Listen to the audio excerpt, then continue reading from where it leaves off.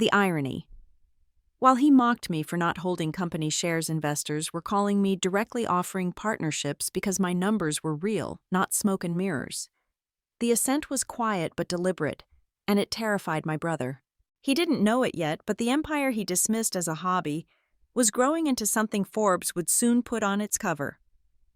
Moving from my cramped Brooklyn apartment to a sleek office in Lower Manhattan felt like crossing an invisible threshold. I still remember the first time I stepped into that space, sunlight spilling across polished concrete floors, glass walls revealing the jagged beauty of the skyline, the hum of potential vibrating in every corner. My old wooden desk, scarred from years of cheap wine rings and frantic scribbles, was replaced by a 12-seat conference table that gleamed under recessed lighting. The symbolism wasn't lost on me. I hadn't just upgraded offices. I'd crossed into a different league. One by one, I built a team. An analyst named Priya, who'd left Goldman Sachs after watching too many of her colleagues burn out chasing phantom shares. An accountant, Daniel, who could spot fraudulent reporting in a heartbeat. A quiet but brilliant operations manager named Mariah, who kept our growing projects from unraveling. I hired them not because of pedigree, but because they believed in building something real. Together, we transformed Nexus Revive into more than a consultancy, it was a movement. Our track record spoke louder than any advertisement. Romano's Trattoria had become a case study in survival. Tony's Steakhouse, once hemorrhaging cash, now boasted a wait list on weekends. The Lebanese bakery that nearly shuttered had expanded into catering, hiring 6 more employees. A small Asian fusion spot in Harlem reinvented itself into a neighborhood favorite after we streamlined its menu and built a delivery system. Over 18 months, Nexus Revive had saved over 200 jobs. We didn't rely on glossy ads or billboards. Word of mouth was our currency. Business owners whispered my name across boroughs like a secret weapon, call Elena, she'll save you. That reputation carried further than I could have imagined. Soon it wasn't just restaurants calling me. A distressed manufacturing plant in New Jersey reached out, their wood furniture business collapsing under bloated costs and outdated contracts. Traditional consulting firms had quoted them $400,000 just to assess the situation. I charged a third of that, and I delivered results. I negotiated with unions to avoid strikes, restructured logistics routes, and saved the company $200,000 a month. By the end of the year, the factory was not only solvent, but expanding production lines. Every victory sharpened me. I wasn't just a businesswoman anymore. I was a force reshaping the lives of families who depended on paychecks, a strategist turning despair into profit. And yet in my own family, I remained invisible. At family dinners, Victor dominated conversations with talk of shares and hedge positions. One evening, as we sat beneath a chandelier that probably cost more than my first year's revenue, he smirked across the table and said, "Our portfolio's up 20% this quarter." Not bad, right? His friends nodded, impressed. Then someone asked me politely, "And what do you do?" Elena, Victor laughed before I could open my mouth. "She helps mom-and-pop diners keep the lights on. Cute little side projects." The guests chuckled, eyes sliding past me as if I were less than the help. My mother clinked her glass, steering the conversation elsewhere, pretending she hadn't heard the cruelty. I stayed silent, my fork poised above the plate. Inside, I thought, keep laughing. My clients pay invoices your LPs could only dream of. The contrast was almost theatrical. His hedge fund games were built on speculation, while my restructuring projects were saving livelihoods. He measured worth in stock portfolios. I measured it in jobs, preserved futures, rebuilt. It wasn't long before the press took notice. A local business magazine ran a feature titled "Brooklyn Consultant Rescues Main Street." They wanted me on the cover, but I declined, still wary of the spotlight. I wasn't ready to announce myself, not yet. Timing was everything. The real unveiling would come later, and it would come with far more weight. But Victor could sense something shifting. I noticed subtle changes in his tone, the way he asked questions about which businesses I worked with, the way he dropped names of my clients at dinners as if fishing for information. Through his network of Wall Street friends, he began probing. I could almost smell the envy beneath his polished exterior. He wasn't laughing anymore, he was watching, calculating, planning. And I was ready. In my office drawer sat a folder thicker than any stock report he bragged about. Documentation evidence, every contract, every success story. If he tried to play dirty, if he dared to sabotage me, I had proof strong enough to crush any manipulation. One evening after the team had left, and Manhattan's lights blinked alive outside my glass office, I sat alone at the conference table scrolling through emails. Among the invoices and proposals, one subject line froze me. Forbes inquiry. Would you be open to an interview on self-made entrepreneurs in restructuring? I leaned back in my chair, the skyline glowing like fire beyond the glass. My heart raced, not with fear, but with certainty. This was it. The quiet ascent was about to end. The world would soon know my name. I whispered to myself, steady and sharp, the cover is coming. It wasn't the badge that cut deepest. It was hearing my own brother Victor turn me into a joke in front of people who once respected me. At a private dinner in Tribeca, where crystal glasses sparkled under chandeliers and filet mignon was served rare, he leaned back in his chair and smirked. Elena's just a consultant for failing diners. He told his partners nothing but a glorified housekeeper for businesses already on life support. They laughed, raising their wine glasses like he'd delivered the evening's best punchline. My cheeks burned, but not from shame. At that moment, I remembered the encrypted folder sitting in my office, evidence that could bury him. Victor thought the dinner was his stage. He had no idea it was also his downfall's opening act. The Marcellus Club was Manhattan excess carved into marble. A private dining room where the wealthy performed their own importance beneath gilded chandeliers and walls lined with original Rothkos. Bordeaux vintages were poured as if water Wagyu beef, plated with gold leaf accents, and servers moved in near silence, anticipating every nod.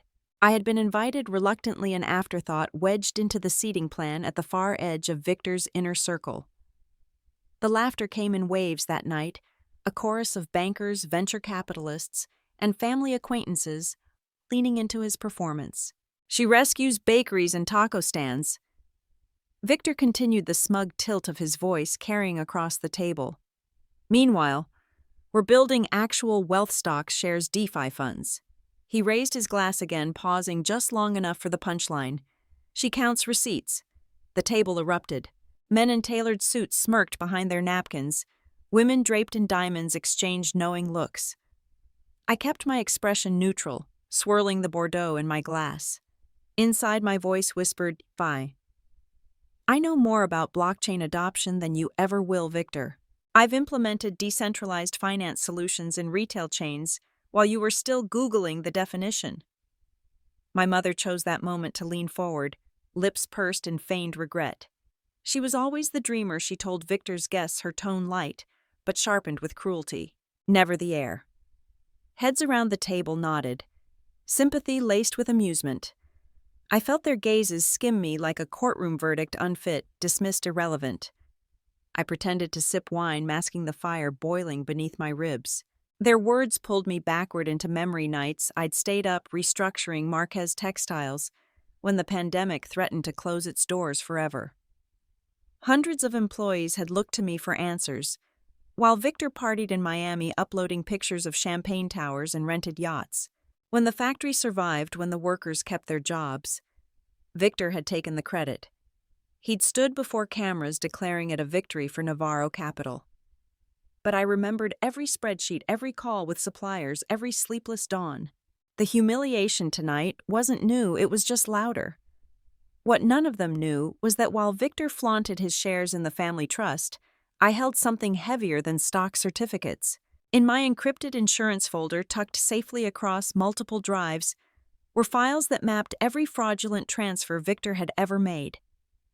Fake valuations, manipulated investor decks, and wires that rerouted trust funds into private accounts. He thought he was untouchable, but the evidence in my possession could erase his career in a single filing. And then something unexpected shifted. While the others laughed, one man at the table didn't. His eyes, sharp behind understated glasses, lingered on me longer than polite curiosity demanded. Later, after dessert was served and the room thinned, he approached me near the coat check. "Elena," he said quietly, introducing himself as Damian, one of Victor's newer partners. His handshake was firm, but his voice low, almost conspiratorial. I've seen discrepancies in Victor's reports. Numbers that don't add up. If you ever need support, call me. For a moment, I just stared at him.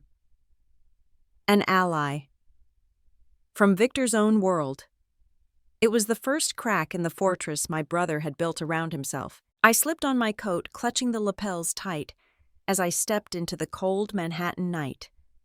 The city lights glared against the winter air, sharp and unforgiving. Behind me, the last echoes of laughter spilled out of the Marcellus Club, gilded and cruel. As I reached the curb, I caught Victor's voice through the open door, carried on a smug laugh. Just wait until the gala next week, he told a guest. She'll finally learn her place.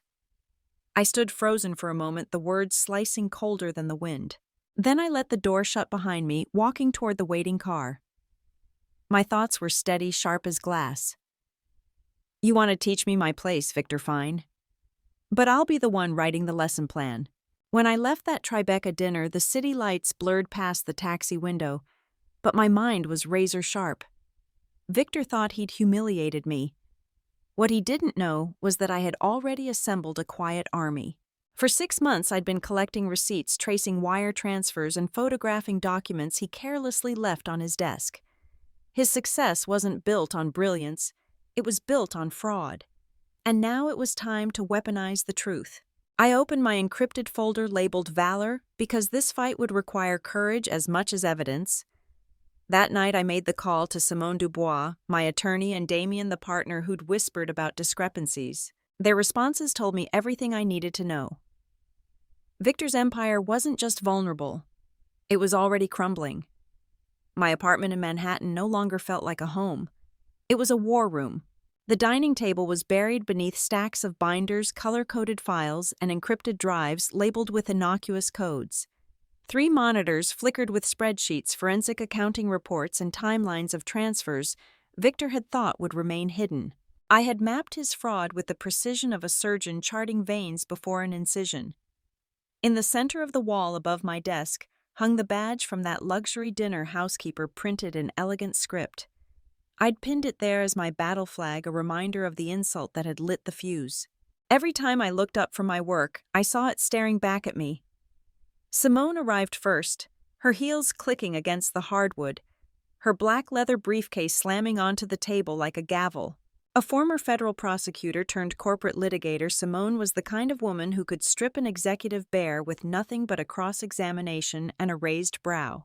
She flipped through the files I laid before her, Victor's falsified stock valuations, expense reports, bloated with personal charges, investor funds, siphoned into shadow accounts.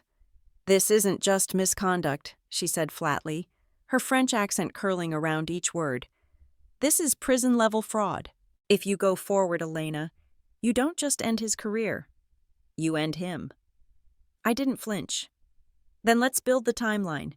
She outlined it with clinical precision: whistleblower, filing with the SEC asset, freezes through emergency injunctions, clawback actions to recover stolen funds.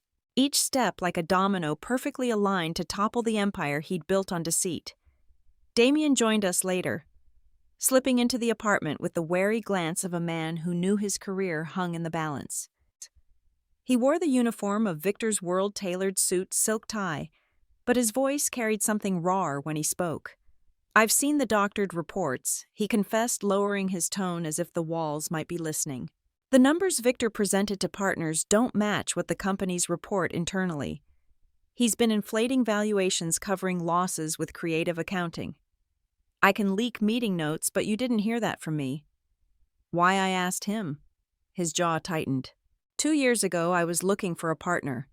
Victor sabotaged it, told the board I wasn't ready, that I lacked the polish. He wanted me out of his way. He looked me dead in the eye. So let's just say this isn't only business for me. It's personal.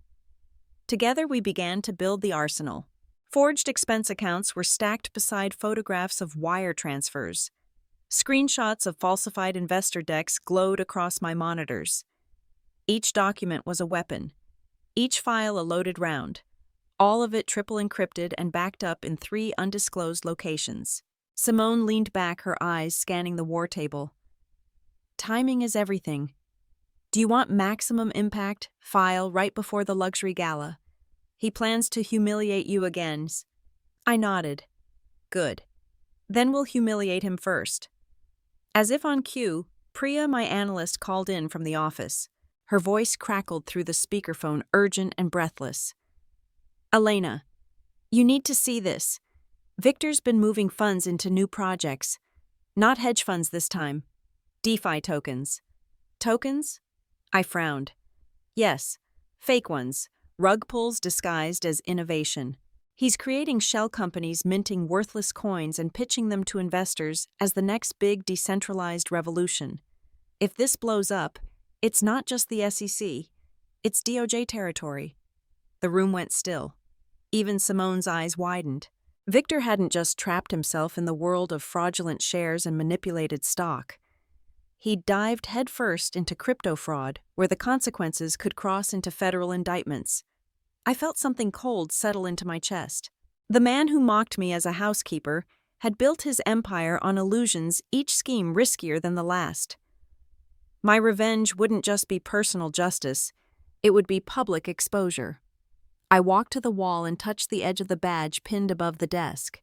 My voice came out steady, calm, almost like a vow. They'll learn what kind of house I really keep. Silence settled over the room, broken only by the hum of the monitors. Simone closed her folder with a sharp snap, her gaze steady. Elena, she said gently, if you choose to do this, there's no way to turn back. Are you ready to expose what your brother has done? I met her eyes calmly. He brought this upon himself, I replied. I'm only bringing what's hidden out into the open. From the moment I first noticed Damian watching me across the ballroom, I sensed something different. Everyone else saw me as invisible, mocked, diminished, stripped of dignity. But his gaze carried recognition, almost like he had seen my steel before. And in a way he had, because 2 years earlier I had saved him, though I never imagined that moment would circle back to this war. I still remember it clearly. His fintech startup had been collapsing under its own weight. I was working out of my cramped Brooklyn studio back then, barely sleeping, running numbers late into the night. Damian was desperate, his company's stock free-falling, investors threatening to dump their shares. 200 employees' livelihoods dangled by a thread. When a mutual contact asked if I'd look at his books, I didn't hesitate. I walked into his office with nothing but my laptop and a battered legal pad. No fanfare, no entourage. Within an hour, I'd uncovered 3 overlapping vendor contracts draining hundreds of thousands a month. He had been surrounded by experts who pitched glossy slides for millions, but no one had cared enough to look beneath the surface. I drew a line through the contracts and told him plainly, there's your first oxygen mask. Over the next weeks, I tore into his numbers with the same hunger I brought to every rescue. A co-founder had fabricated user metrics with bots. Another had gambled reserves on a shady DeFi token that was about to collapse. I called it out, bracing for backlash, but Damian listened. He acted. And when the market crashed weeks later, his company survived because of those moves. When it was done, I didn't take equity or glory or credit. I walked away with my consulting fee and left him with stability, but I also left him with something else, the knowledge that survival doesn't come from inheritance or polished facades. It comes from grit and truth. Now, years later, he was standing beside me in my Manhattan apartment as Project Valor unfolded across my monitors. Simone laid out the legal traps for Victor, but I kept noticing the way Damian looked at me. Not as a client, not as a partner, but as someone who owed me his loyalty. He leaned forward, voice steady. I've seen you dismantle bigger messes than Victor. This time I'll stand with you. For a moment I studied him, remembering the broken man I once found buried under fraudulent reports and panic calls. He wasn't broken anymore. He was steady, and he had chosen to stand on my side of the line. You know what this means, I said quietly. If you help me, they'll come for you too. His jaw tightened, but his answer carried no hesitation. Then let them. If I had to bet on one person to rise from ashes, I'd bet on you. Then, as if to prove his words, Damian reached into his briefcase and slid a thin folder across the table. The cover sheet bore the Navarro capital crest. "I pulled this from a meeting last week," he said. "Victor's planning a new offshore structure front companies in Singapore and Dubai. He thinks no one's watching. But the trail is sloppy. Too sloppy." Simone's eyes flicked to me sharp with recognition. Evidence this fresh wasn't just useful, it was ammunition. Proof that Victor's fraud wasn't in the past. It was still unfolding.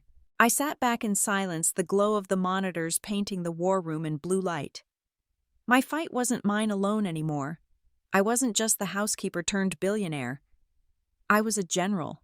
And for the first time, I had an ally not only loyal, but actively feeding me the weapons to bring my brother down. The chandeliers blazed above us, refracting light across crystal flutes and polished silver, but all I felt was the weight of eyes. Manhattan's elite had gathered in the Ritz-Carlton ballroom for Victor's victory dinner, a celebration of his firm's latest billion-dollar acquisition. But tonight wasn't just about shares or stock deals. Tonight was about Bloodline's dominance and humiliation. At least that was Victor's plan. My name badge waited at the check-in desk, set aside with cruel precision Elena Housekeeper. I arrived alone, stepping out of the black town car into the bitter winter air. My dress was simple but commanding black silk that clung with understated elegance. Not sequined, not flashy, nothing that screamed wealth. It was the armor of someone who didn't need to shout. As the valet reached for my keys, I caught the murmurs ripple down the line of guests waiting at the entrance. "That's Victor's sister, the housekeeper one." The words slithered through the crowd, disguised as whispers, but sharpened with delight. I walked through the gilded doors as if I hadn't heard. At the check-in table, the staffer hesitated. Her smile faltered, and after a long pause, she reached beneath the counter, pulling out the badge. The word burned across the cardstock housekeeper. She looked at me almost apologetically. But before she could hand it over, my mother appeared in a glittering gown that caught the chandelier light. "Ah, Elena," she said sweetly, her voice pitched just loud enough for those nearby. "They found your badge. I do hope you'll be comfortable in your role tonight." The smirk in her eyes was worse than her words. She wanted witnesses. She wanted my humiliation to be public. I accepted the badge without flinching. They expected me to refuse to protest, to storm away. Instead, I pinned it deliberately to my dress, as though it were a brooch of honor. Around us, cameras clicked. Guests exchanged whispers. To them, this was delicious gossip. To me, it was gasoline poured onto fire. Inside the ballroom, cruelty had been curated like decor. At my assigned table, 8 place settings gleamed, but only 7 chairs had been placed. The missing seat was not an oversight, it was a message. Victor's fiancée leaned toward her friend's sequins, sparkling like broken glass, and said with a laugh, "Some people confuse hobbies with real business." They chuckled, and one man discreetly snapped a photo, already drafting his caption for tomorrow's gossip blogs. I sat with poise, tasting the bitterness in the air. The clinking of cutlery, the murmur of senators and hedge fund titans, the faint perfume of truffle risotto, it all blended into a theater of exclusion. Victor's entrance was as always theatrical. 40 minutes late, Armani suit sculpted to his body, champagne flute already in hand. Applause rippled through the room as he basked in the spotlight, shaking hands with old money heirs and political climbers. When at last he reached me, his smile was sharpened to a blade. "Glad you could join us," he said, voice loud enough to carry across the tables. "Every family needs staff support." Laughter rippled obediently around him. I met his gaze, calm, unflinching. Silence, I'd learned, could be deadlier than words. As the night stretched on, the toasts turned into weapons. Victor's friends lifted their glasses to amateur consultants and women who don't know when to quit playing business. Every laugh was a dagger, but I kept stillness carved into my bones. They mistook silence for weakness. They didn't know the dossier rested in my purse, mirrored to regulators with SEC filings already time-stamped. Across the ballroom, Damian caught my eye. His phone rested in his hand, ready. He gave me a subtle nod. The story was primed, the tip was cued. All it required was time. At 8:59, I rose from my table. Chairs scraped softly as heads turned, whispers blooming like wildfire. Is she leaving? Has she finally had enough? At 9:00 sharp, a shout cut through the music. Holy shit! Forbes just dropped. Look at the screen. The projector behind the stage flickered. Navarro Capital's gold crest dissolved into a new image. Gasps tore through the room.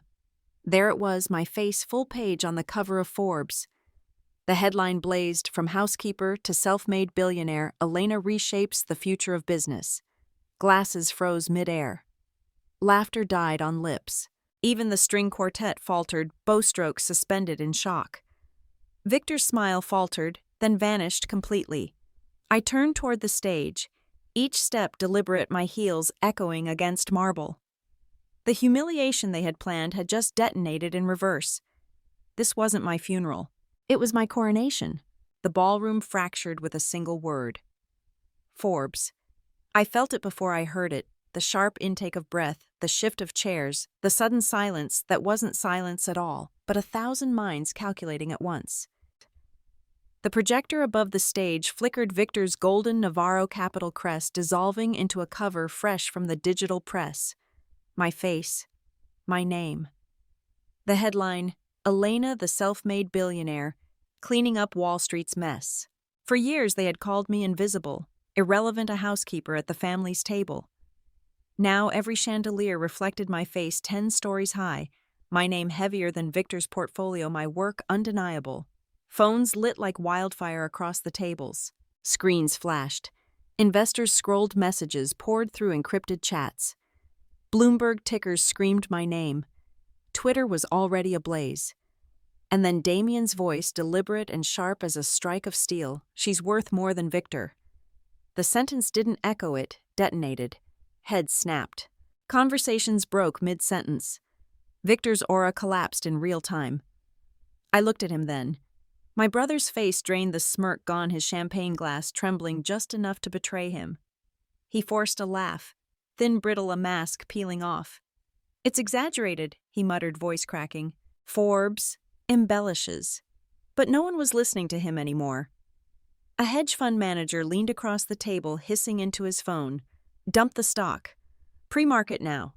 A senator's aide scribbled furiously, whispering into her boss's ear, "We need distance publicly immediately." One banker dropped his fork, eyes locked on the screen. "Going to rip us apart if this is true." The shift was visible, almost physical. Power leaves Victor's orbit, flowing toward me because numbers, real numbers, don't lie. I rose slowly. The housekeeper badge, still pinned to my chest, caught the chandelier light, no longer ridiculous, but armor. Each step toward the stage rang clear on marble floors, each one heavier than Victor's entire speech. Guests parted without a word, instinctively clearing a path. The microphone hummed beneath my fingers. My voice cut the silence clean. My brother was right about one thing, I began, eyes sweeping the hall. I am a housekeeper. I clean up messes, corrupt businesses, embezzled funds, false balance sheets. And tonight I'm cleaning up the biggest mess of all. I lifted the envelope from my purse, thick with printed evidence. Project Valor. Months of work distilled into a weapon. These, I said, holding them high, are the complaints already filed with the SEC, detailing stock fraud, embezzlement, manipulated valuations hidden under Navarro Capital. The words weren't metaphors. They were filings, case numbers, legal fact. The projector behind me flickered again. Damian had timed it perfectly. Wire transfers, offshore accounts, Cayman shells, fake quarterly reports. Each document lit up the screen, undeniable, time-stamped, signed. Proof that Victor's empire was not built, it was stolen. The ballroom erupted. Investors clawed for phones. Compliance officers were called mid-dinner. "Those are our funds. She's not bluffing. Jesus Christ. Freeze everything now." One journalist already. Live tweeting shouted over the chaos. SEC sources. Confirm an active probe into Navarro Capital. That was the crack that became an earthquake. I turned my gaze on the crowd, calm in the storm. "You've applauded manipulation for years," I said. "Tonight you applaud accountability, whether you like it or not." Eyes widened, but no one argued. They couldn't. The documents were on the wall, mirrored across servers already in federal inboxes. My insurance policy was detonating in real time. Victor staggered to his feet, words spilling ragged. "This is slander. She's jealous, unstable." His voice broke under the weight of evidence.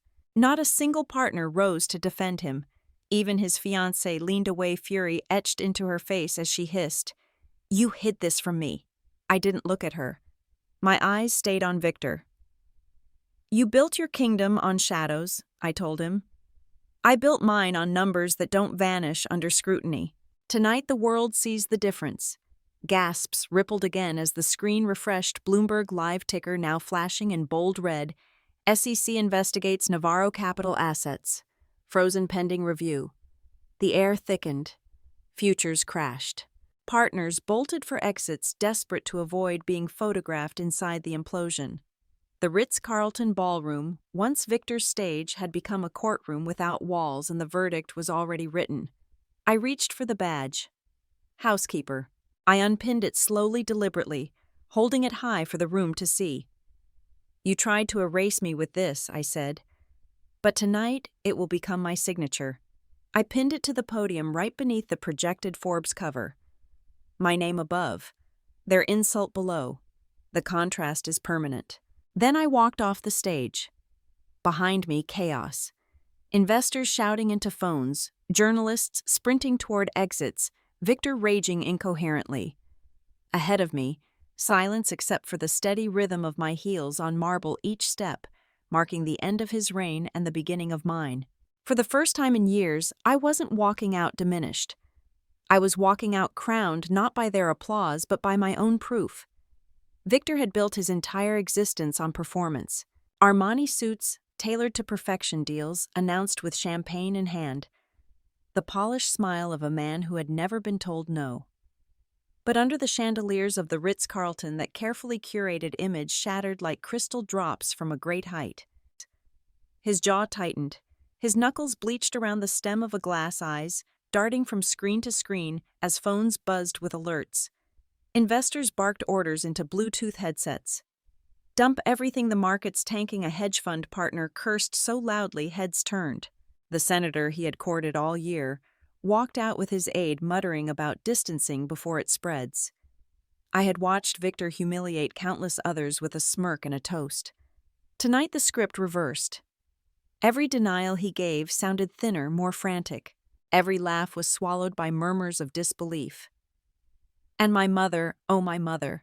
She sat poised in sequined perfection, but for once she didn't shield him. She leaned back, eyes, cold lips pressed into a line that looked more like calculation than sorrow. Her body shifted subtly away from him, like even proximity might taint her. The ballroom had transformed from a victory parade to a battlefield. On the big screen, the Bloomberg ticker scrolled mercilessly. Navarro Capital shares plummet, SEC probe confirmed. Minus 22%. Minus 25. The numbers bled red. Guests stared at their phones with ashen faces, watching fortunes evaporate in real time. Victor grabbed the microphone, voice breaking. "Don't believe her. This is all lies. She's unstable. She's jealous." He pointed at me like a desperate prosecutor, but the authority he once commanded was gone. His voice didn't fill the room. It cracked like glass. Someone in the back shouted, "Then why is Forbes confirming her net worth?" Laughter followed, sharp, brutal, merciless. It wasn't joy. It was blood in the water. That was when my mother finally spoke. Not in defense, but in condemnation. Her words cool as steel. "How could you be so careless?" The silence that followed cut deeper than any slap. Victor's eyes widened. He had expected her shield, not her blade. Our father, Luis Navarro, pounded the table, his voice ragged. "Do you realize what you've done? Our fortune, our name. But the power that once made senators flinch was gone." Guests only stared, watching the Navarro patriarch unravel like the dynasty itself. The fracture was public now. Whispers rippled, bankruptcy filings, civil suits, inheritance disputes, the end of a family empire unfolding in real time. And then Damian stepped forward. calm, deliberate, unshaken. His voice rose steady above the chaos. I worked with Elena. She saved my company when Victor tried to crush it. She's the real Navarro legacy. It wasn't just words, it was a spark. One by one, others rose. A factory owner, she restructured my plant when no one else would touch it. A cafe owner, 200 jobs saved in Newark because of her. A retailer, she kept our doors open when the banks slammed theirs shut. Their voices carried more weight than Victor's frantic denials. They weren't theories. They were testimonies. Victor's mask cracked at last. The smirk twisted into rage. His eyes burned wild, and with a roar he lunged at me. Gasps sliced the room. Security surged forward, grappling him as his glass shattered on marble. Cameras flashed. Phones recorded. And there he was, the golden heir of Navarro capital, thrashing under chandeliers like a common criminal. Let me go. She's nothing, nothing. His voice was hoarse, broken, no longer commanding. The more he fought, the more pathetic he appeared, immortalized in hundreds of videos that would replay on every platform before the night ended. And then the final blow. His fiancée froze diamond ring gleaming under the lights. Slowly, deliberately, she ripped it off her finger and hurled it at his chest. The diamond clattered across marble, a sound louder than any gavel. I won't marry a fraud, she spat, and stormed out, heels striking the floor like a verdict. Whispers followed her into the hallway, a trail of scandal that would stain her less than staying by his side. Journalists didn't miss a beat. Tweets exploded Navarro heir escorted out of Ritz-Carlton amid fraud probe. Navarro fall. Forbes revenge. Side-by-side clips already circulated Victor's manic thrashing against my calm Forbes cover projected overhead. The contrast was too perfect to ignore. And through it all, I stood silent. I didn't gloat. I didn't sneer. I simply walked to the podium where the Housekeeper badge still clung bent slightly from the pin. I lifted it gently, slipped it into my clutch, and closed it with care. Not as a trophy, not as an insult, but as proof of the story rewritten in front of them all. When I stepped down, the crowd parted not in mockery but in quiet respect. Chairs scraped back guests rising to their feet. Some nodded, others simply stared, but no one laughed. Not anymore. The marble floor carried the echo of my heels as I walked out of the Ritz-Carlton, leaving Victor's downfall behind me. Outside Manhattan was alive. Sirens screamed, skyscrapers lit like restless gods. The winter air sliced sharp against my skin, but it felt clean, free. Damian caught up, his voice low but steady. This isn't just Victor's fall. The whole Navarro empire is cracking. I looked up at the skyline, unafraid. Then let it burn, I whispered. I've already built something stronger. By dawn, the Navarro empire was already in pieces. Navarro Capital's shares had been halted overnight, trading frozen pending the SEC probe. Headlines blared across Bloomberg, Reuters, and even morning talk shows, from Housekeeper to billionaire Elena exposes family fraud. My phone buzzed nonstop, investors begging for meetings, journalists demanding interviews, lawyers offering partnerships. Yet while the world saw scandal, I saw opportunity. The same ballroom where I'd been branded a housekeeper was now up for sale after the Ritz-Carlton's holding group quietly admitted bankruptcy. My brother's penthouse seized as collateral. My parents' estate in the Hamptons frozen under investigation for unpaid taxes. Everything they once used to measure superiority was crumbling. And I intended to buy it all, not as a trophy of revenge, but as a foundation for something different. A new empire not built on manipulation, but on resilience. The morning after the gala, the world couldn't get enough of the Navarro collapse. Hashtags dominated every feed, Housekeeper to billionaire Navarro fall Forbes revenge.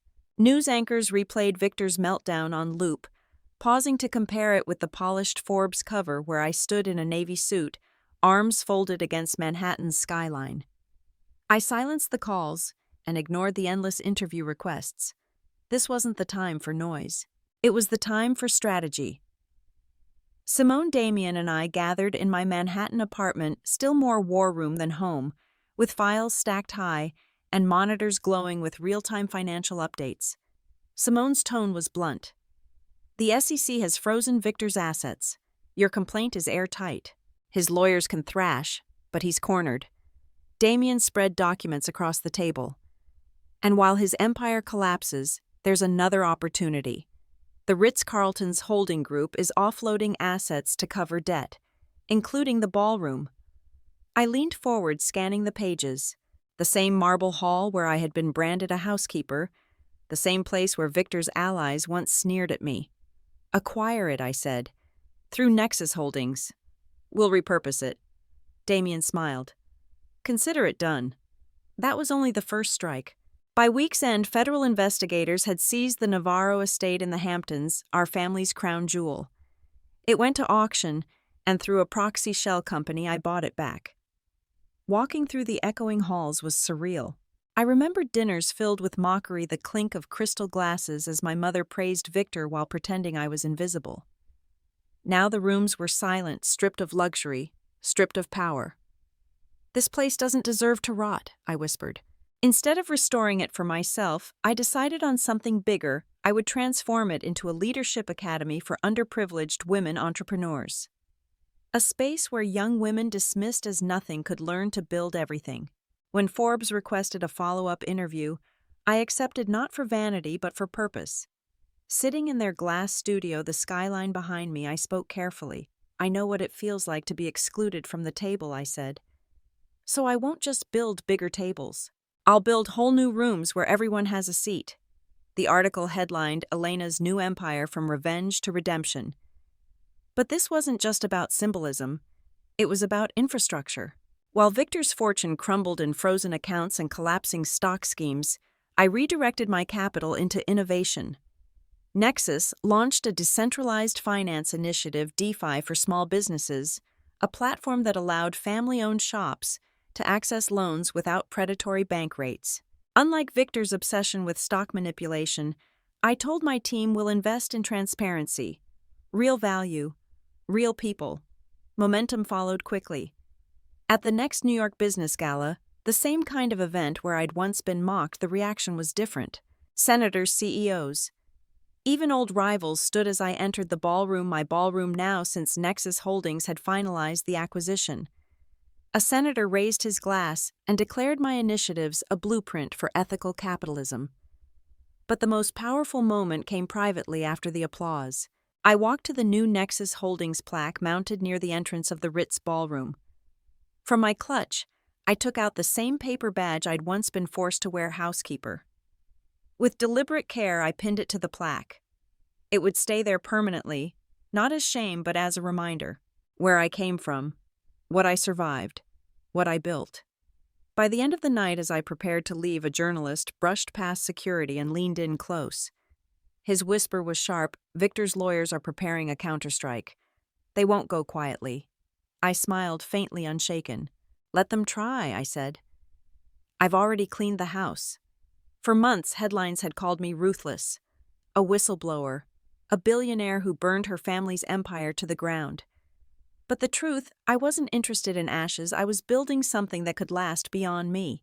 Sitting in the quiet of the old Navarro mansion, now stripped of its gold curtains and crystal chandeliers, I imagined rows of young women seated in the dining hall where I'd once been mocked.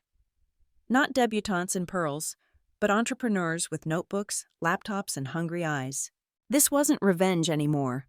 This was a legacy. My family had used wealth as a weapon. I would use mine as a shield, a ladder, a key. Because the greatest triumph isn't just proving your enemies wrong, it's proving the next generation deserves better. The Hamptons estate was no longer the Navarro palace of gossip columns. It was now the Navarro Institute for Women in Business, a place where inherited privilege no longer mattered. The same mahogany dining table where I had once been denied a chair now held 30 laptops, each seat occupied by a woman who had fought her way here. Some were single mothers balancing textbooks with childcare. Others were immigrants whose parents still worked double shifts just to pay rent. At the first cohort's graduation, I stayed in the back of the room unnoticed while they presented their business pitches. A catering company designed to employ formerly incarcerated women. a Detroit-based bakery that used our microloan program to open a second location, a small fashion line that went viral on TikTok because its founder finally had capital to market her designs. Their applause wasn't for me, and that was the point. Across town, the ballroom that once humiliated me had been reborn. Nexus Hall now hosted citizenship ceremonies, charity dinners, and small business expos. I walked in one evening during a youth entrepreneurship showcase. A teenage girl tugged at her mother's sleeve and whispered loud enough for me to hear, "That's the Forbes lady. If she could do it, maybe I can too." The weight I'd carried for years, the label, the shame, the relentless fight, lifted a little. My story was no longer just about revenge. It was becoming hope. At night, I still kept the badge in my office framed behind glass. Housekeeper. I'd trace its edges, sometimes remembering, not with anger anymore, but with clarity. "They tried to erase me," I wrote in my journal one evening. But that erasure gave me freedom to define myself. Meanwhile, our DeFi initiative grew beyond projections. A barbershop in Detroit used our microloan platform to expand into 3 locations. A Miami tech startup used it to keep engineers paid during a funding gap. Wall Street critics scoffed, calling it idealism dressed as finance. But the numbers proved otherwise. It was profitable, sustainable, and ethical. Even as my empire expanded, the old Navarro family tree withered. My mother Isabella lived quietly in a modest condo, her name absent from the social calendar. The friends who once flocked to her Hampton soirees now crossed the street to avoid her. My father Luis retreated into silence, barely leaving the house. And Victor's trial loomed. Investors had filed civil suits, and prosecutors lined up witnesses. Tabloids branded him the Poison Prince, a cautionary tale of greed and arrogance. Our legacy was power hoarded, I wrote in my notes after a board meeting. Mine will be power shared. The mansion's stone courtyard echoed with laughter one afternoon when Zoe arrived. My cousin, once complicit in family games, now transformed, hugged me tightly. She had finished her MBA, inspired by everything she'd witnessed during the fall. "I've launched an ethical venture capital fund," she told me, eyes bright. "We'll back founders who don't fit the Wall Street mold. Women, immigrants, people dismissed as outsiders. You showed me what a real family looks like, chosen, not inherited." Her words warmed me in a way Forbes covers never could. Late that night, I wandered the halls of the mansion alone. Past the empty chandeliers, past the echoing staircases, until I stood before the glass case holding the badge. My fingers brushed the cold surface. "This was never an insult," I whispered. "It was my beginning." My phone buzzed on the table behind me. A notification lit the screen. Victor's trial officially set for next week. I smiled to myself. The end was coming, and with it the final chapter of a legacy rewritten. 1 year later, I sat in a federal courtroom, watching my brother stand trial. Victor, once the golden heir of our family, wore a wrinkled suit and hollow eyes. No Armani armor, no champagne confidence, just a man stripped of power waiting for the verdict. The judge's gavel cracked like thunder. Guilty on all counts: embezzlement, securities fraud, manipulation of shares. He would serve 12 years in prison. The room buzzed, but I felt only silence inside me. This wasn't a triumph. It wasn't even revenge anymore. It was justice, and it was necessary. For the first time, I realized the story wasn't about Victor's fall at all. It was about my rise and what I chose to do with it. The courtroom smelled of paper and sweat, the air too heavy for breathing. Prosecutors rolled out the evidence one piece at a time. Wire transfers disguised as consulting fees offshore. Accounts falsified valuations of stock. I remembered photographing those very documents at his desk while he laughed with champagne in hand. Now they were blown up on a projector screen condemning him. Witnesses testified. A hedge fund partner described how Victor manipulated quarterly reports. His former fiancée, once draped in diamonds, stood in pearls and bitterness, recounting how he pressured her to sign a prenup while hiding debts. Even his old assistant spoke trembling about being ordered to shred files. When the verdict was read, Victor tried to meet my eyes. For years, those eyes had been filled with arrogance, the look of someone who thought inheritance made him untouchable. But today they were hollow. I didn't look away. I didn't glare. I just met his gaze with clarity, offering neither hate nor pity. He had destroyed himself. My mother sat rigid in the gallery, lips pressed so tight her lipstick cracked. She didn't look at me, didn't speak to anyone. My father slipped out before the sentencing was finished, his shoulders hunched under the weight of a dynasty collapsing. The Navarro Empire ended not with applause or fireworks, but with silence. Outside the courthouse, the swarm of journalists surged toward me. Microphones shoved forward, questions shouted. Elena, do you feel vindicated? Do you think this is revenge? I raised one hand not to silence them, but to steady my own breath. Justice isn't about bloodlines, I said. It's about accountability. That one line spread faster than any verdict. Within an hour, it was trending. Within a day, it was quoted on morning shows, printed across headlines, turned into a meme overlaid on my Forbes cover. But I wasn't thinking of cameras when I drove out to the Hamptons that evening. I was thinking of the women waiting at the Navarro Institute. The mansion had been transformed. No crystal chandeliers, no silver place settings, no seats withheld for humiliation. Now rows of young women sat around the long dining table, laptops open, notebooks scribbled full of ideas. I listened to their pitches: an eco-friendly fashion line, a food truck chain designed to employ veterans, a fintech app using DeFi to make microloans accessible to immigrant-owned businesses. When they looked at me, I told them the truth. This place exists because someone once told me I didn't belong at the table. Now I build tables with more chairs. Later, back in my Manhattan office, I stood before the framed badge. Housekeeper. Beside it, a newly delivered copy of Forbes, the second cover they had given me. The headline read, "From Revenge to Legacy. Elena redefines power." I placed it next to the badge. Two truths, side by side. My insult and my answer. I leaned back in my chair, staring out at the skyline. They thought legacy was money, I whispered. But the true legacy is how many lives you touch when you finally hold the power they tried to keep from you. The trial was over. Victor's story ended in prison. Mine was still being written. If you've ever been dismissed, if you've ever been told you don't belong, remember this. Your place at the table is yours to build. Don't wait for their invitation. Make your own. And when you do, fill it with people who see your worth. That's the only revenge that lasts. Now I'll ask you, what would you have done if you were in my shoes that night at the luxury dinner? I want to hear your story, your fight, your moment of defiance. Because these stories don't end with me. They begin again.